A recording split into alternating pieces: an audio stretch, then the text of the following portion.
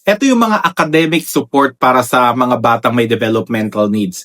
May tatlong mahalagang terms na dapat maintindihan ng bawat magulang at guro.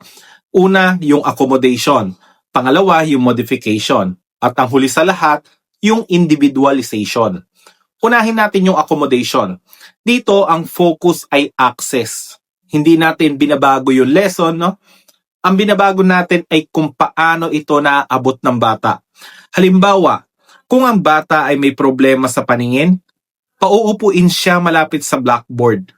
Kung ang bata naman ay may ADHD o hyperactivity, mas okay ilagay siya malapit sa pwesto ng teacher para madaling mabigyan ng cues o kaya ng hand signals. Maaari rin siyang ilagay sa lugar na kaunti ang distractions, yung hindi malapit sa bulletin board or maingay na area. Pwede rin nabigyan siya ng ibang schedule ng exam kung nahihirapan siya sa regular classroom setup. Sa madaling salita, parehas ang lesson, tinutulungan lang natin siyang ma-access ito. Sunod naman, yung tinatawag na modification. Dito, ang focus ay expectation.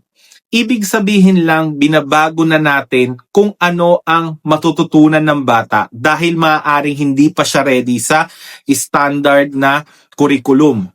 Halimbawa, kung delayed ang skills ng bata, babalik muna tayo sa basic skills. Maaaring ibang worksheets ang ibigay, yung nakaayon lang sa current na kakayahan ng bata. Dito, malinaw na ina-adjust natin ang level ng learning para maging achievable sa bata.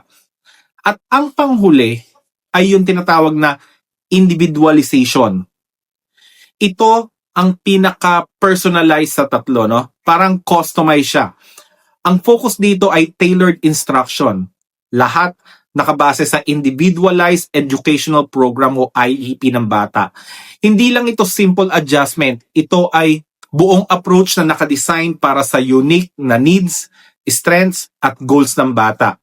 Ibig sabihin, bawat bata may sariling plano, may sariling pacing, may sariling strategies at may sariling target.